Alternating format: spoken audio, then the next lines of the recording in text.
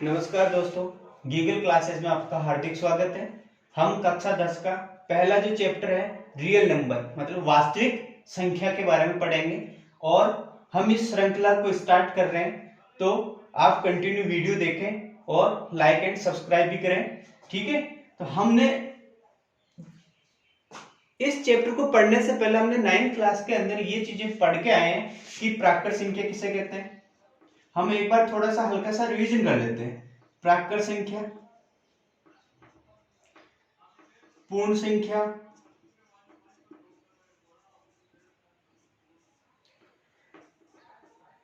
पूर्णांक संख्या,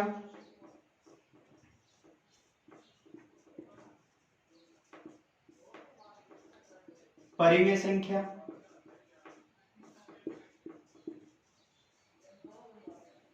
अपरिमेय संख्या,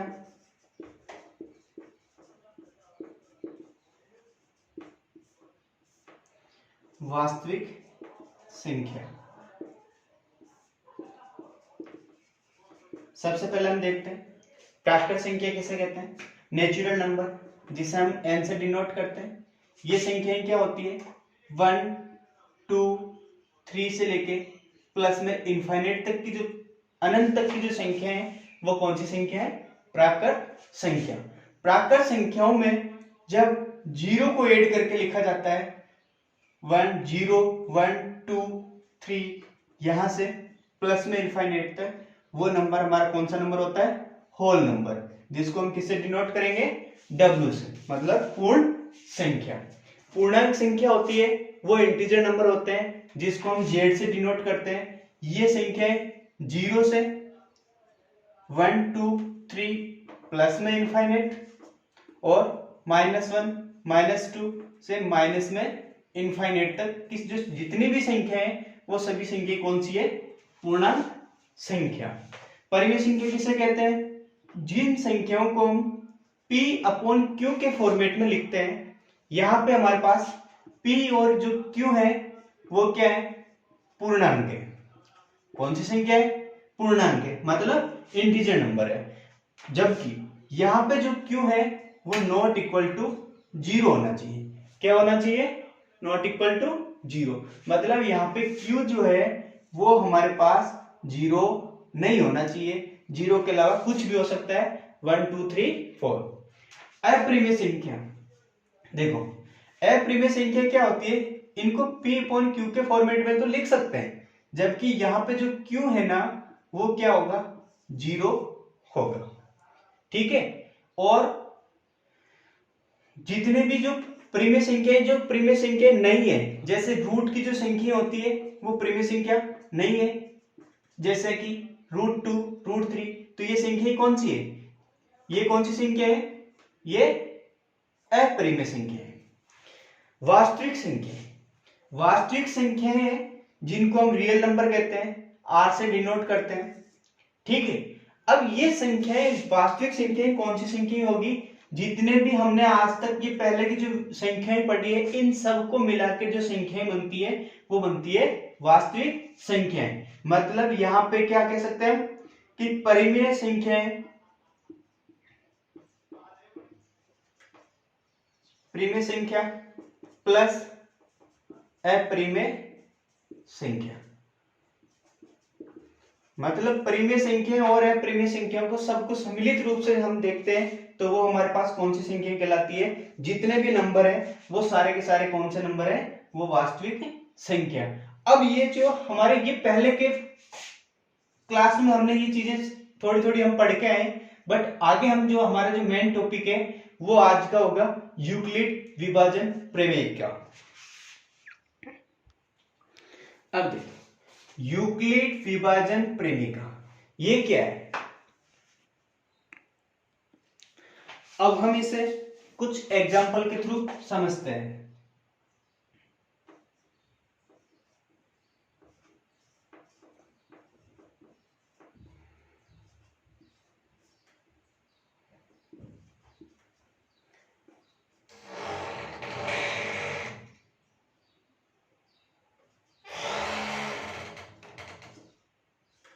अब देखिए हम 7 का भाग देते हैं 25 में, 7 3 21, 4 बचेगा, 6 चौक 24,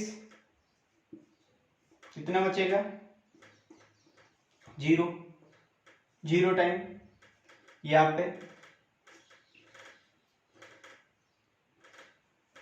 5। अब देखो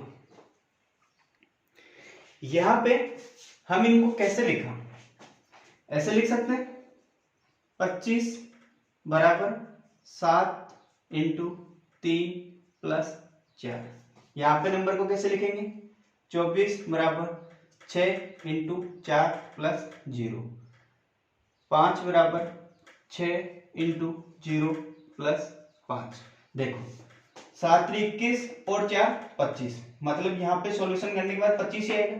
अब देखो यहाँ पे ये लिखा कैसे, तो देखो ये जो नंबर है ये हमारा कहलाएगा भाजक, जिसका हम भाग देते हैं वो हमारा भाजक, जिसमें भाग दिया जाता है वो हमारा भाज्य। जितने टाइम भाग जाता है उससे हम कहते हैं भागफल, और जो भाग देने के बाद जो नीचे नंबर बचता है वो हमारा होगा शेषफल। अब देखो 25 यहां पे क्या है भाज्य,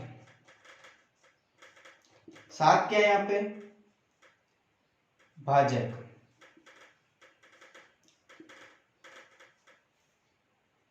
भागफल,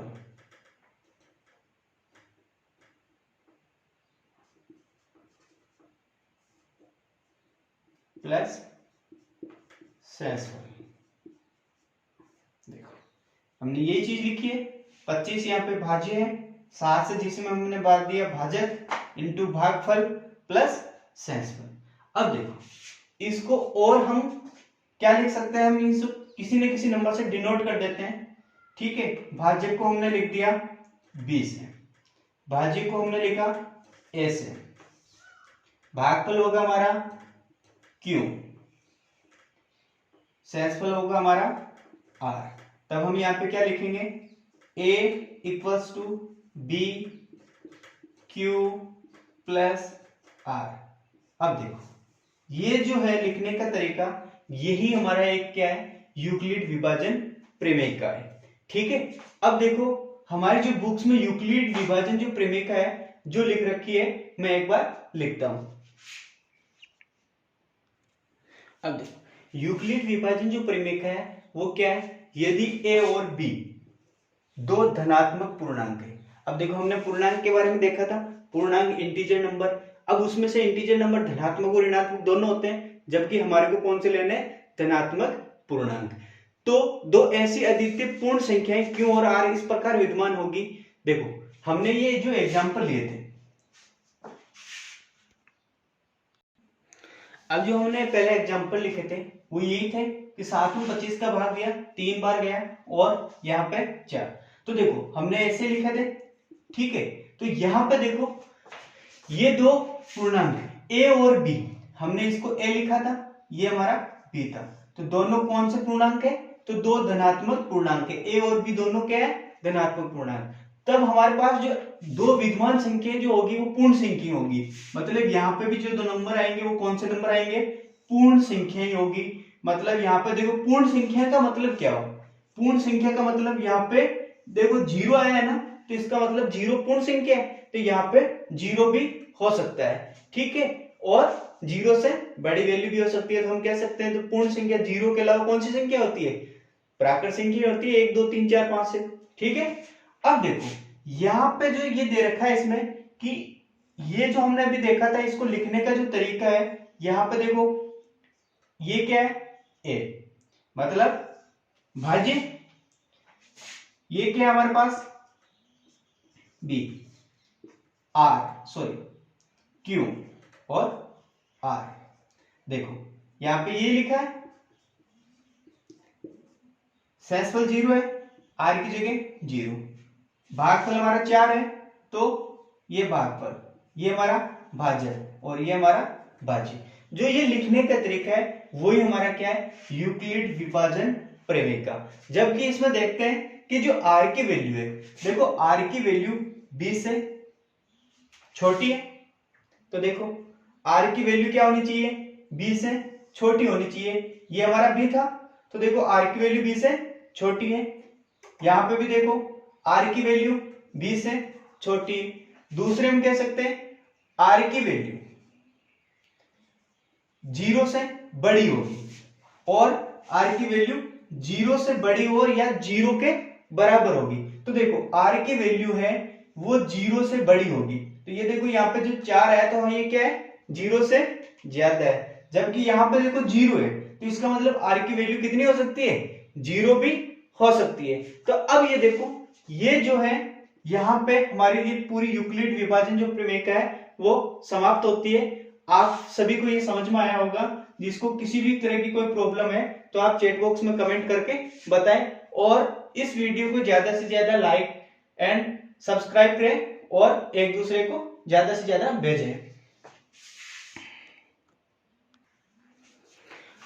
और इसके आगे के जो वीडियो होंगे उसमें हम इससे संबंधित जो क्वेश्चंस हैं और एग्जांपल्स हैं वो आगे सॉल्व करेंगे।